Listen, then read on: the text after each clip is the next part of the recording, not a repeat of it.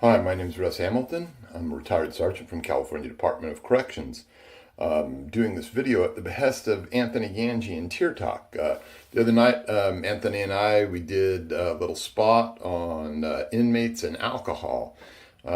Basically, we did a little spot on two yahoos that ended up drinking some hand sanitizer, getting drunk, stealing an ATV, going on a joyride, that sort of thing. So this is a follow-up to that, and this is going to be a little bit more instructional on inmates and alcohol.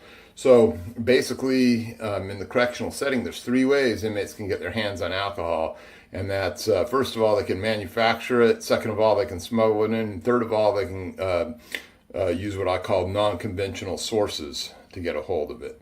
So anytime you've got alcohol inside a institutional setting like that, it's really, really dangerous. I can't emphasize enough the number of fights and riots and assaults on staff and that sort of thing that I've seen over the years, and the drunks that I've had to fight and break apart from fighting at each other and that sort of thing. But it brings me back to a story in recognizing the type of security threat that this is. I was in a dorm one time, caught a couple of inmates drinking. It was obvious that at least one of them was drunk. I told my officer that was with me to start handcuffing the one guy. He handcuffed that guy. I handcuffed the other. I got some people down. We ended up escorting them out, finding 6 or 8 gallons of alcohol.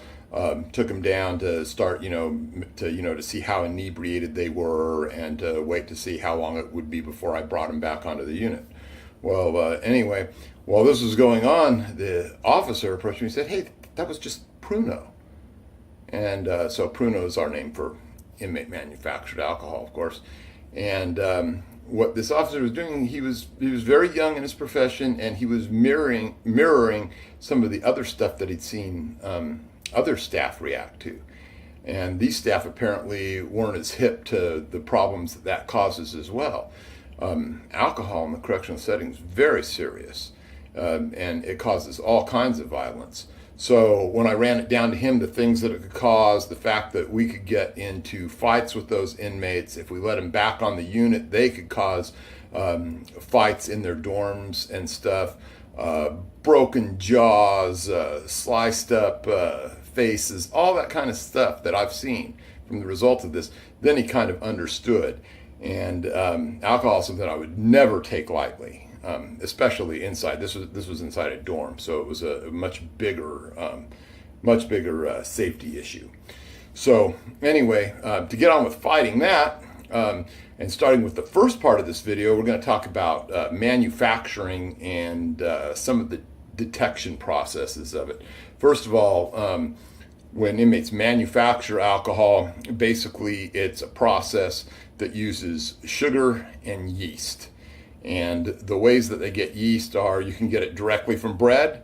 I've had inmates tell me that they get it from their toe jam. I don't know how real that is or whatever, but just a little bit of information for you there. But anyway, the basic thing is that you have to have sugar. Tomato paste is a great way for them to. It has high in sugar content. Sometimes some forms of Kool-Aid, that sort of thing.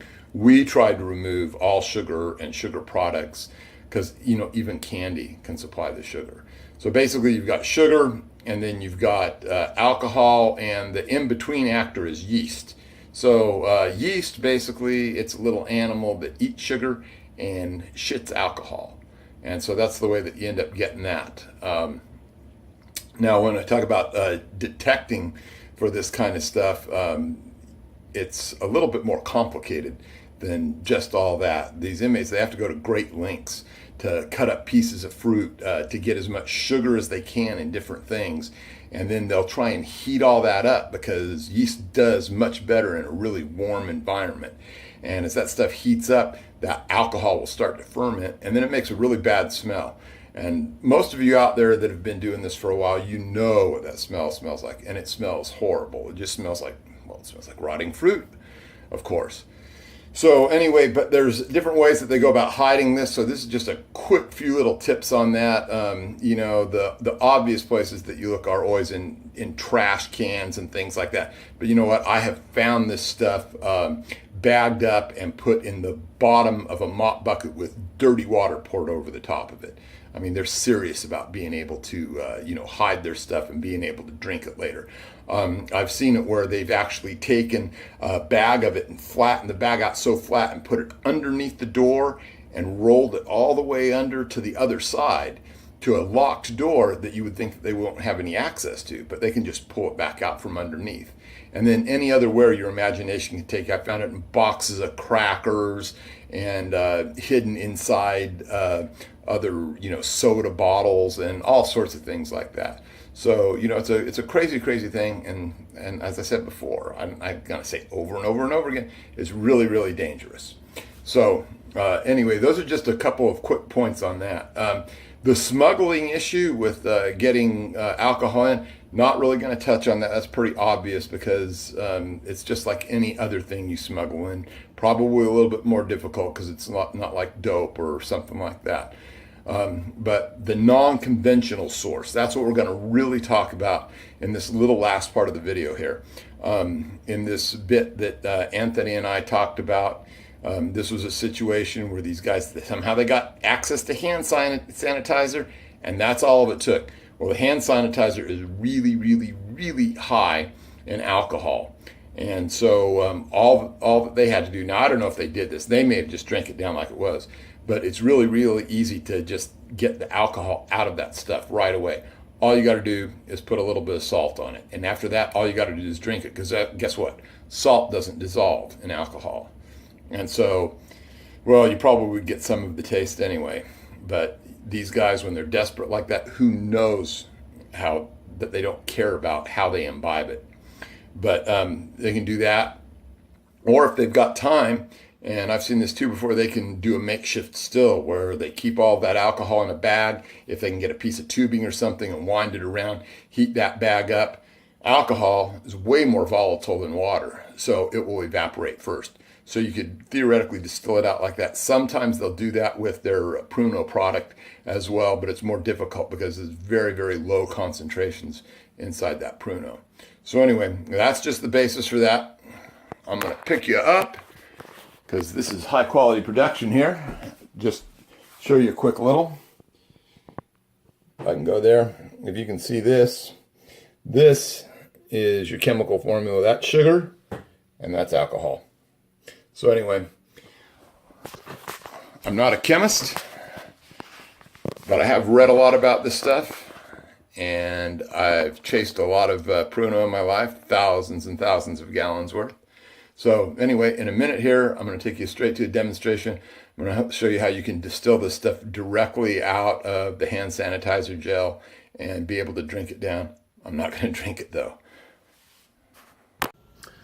All right, this is Russ Hamilton again. I am back.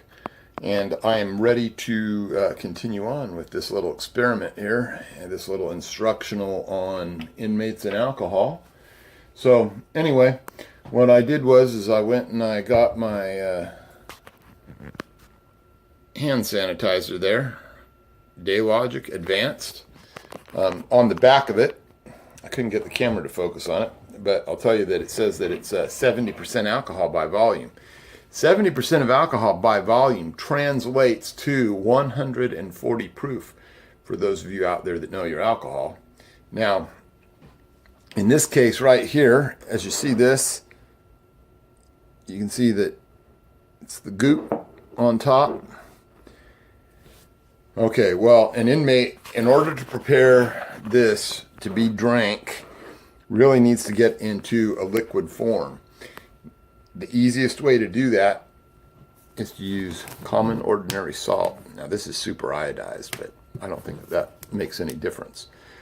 But what's going to happen is I'm going to pour this in there, and there's going to be a reaction, and the reaction is going to be very slow moving. And what's going to happen is the salt is going to move all the way from the top down to the bottom of the glass, and it's going to leave liquid instead of gel above it. And all of that liquid is going to be 70% pure alcohol, right? And so people are going to say, well, what about the salt? That's going to be pretty nasty. No, it's not going to be nasty because alcohol, for the most part, does not dissolve salt. So This is the way it's done. They could drink that straight, but that's not the way I've ever heard of it being done. They could also theoretically, I've heard of this being done, is they could put the liquid remains in a bag and they could evaporate it out using a tube to try and distill it. But I think that would mean that they have a lot more time on their hands than most inmates do. So here we're going to go with the salt, and I'm going to pour a layer over the top of it, and that layer is going to progress toward the bottom. Okay, so now we're just going to be watching it. Now, if you recall a little bit in your high school chemistry class, the ways that you can increase a reaction, you can mix it, you can heat it, or you can add a catalyst. So we don't have any sort of catalyst, and in this case, you could mix it up, but that would break up some of that gel and it would get back into the liquid, and we don't want that to happen. I could heat it up, I could nuke it, but then you wouldn't get to see it. So anyway, as you watch, just watch. All of the salt's going to move down, and what's left on top, as you can see, as it's starting to go down, that liquid being left behind, that's going to be 70% alcohol right there. And that's going to be ready to be drank, ready to be belted down. So anyway, here in a minute, I'll take my fork and I'll show you that it's indeed just regular splashable liquid here. I'm going to add just a little bit more to this little place on top. See, that's going to push that whole salt plate down a little bit. I don't know if you can see it very well on here, but there's a real clear line here between the liquid on top and what's left of the gel here on the bottom. This part's starting to sag. It's going a little bit faster than the rest of it. So there it is. You can see now it's all starting to move down toward the bottom. Now you can see it kind of lumped around there. This didn't happen as evenly as I would like for it to have, because it's left a little bit of that gel on top there. I'm going to pour a little bit more on it, push that down. All right, and you see that the rest of that gel is coming out. Now if I go on top here, you can see that this has become all liquid. All of that gel is coming out. See, I can scoop a little bit of those gelatin crystals out still and stuff, because that didn't react as equally as I would have liked for it to have. But now you can see that it's liquid form on the top. A little bit of lumps in there and stuff. That could be taken out with a coffee filter. But as you can see, the reaction was there. So anyway, I hope you guys really liked that little demonstration. Hope you learned a little bit about the methods that inmates use to get alcohol. I hope you guys will take it very seriously when you do an alcohol interdiction, especially on those special days like the day before Super Bowl or the day of. And I hope you'll all stay safe out there.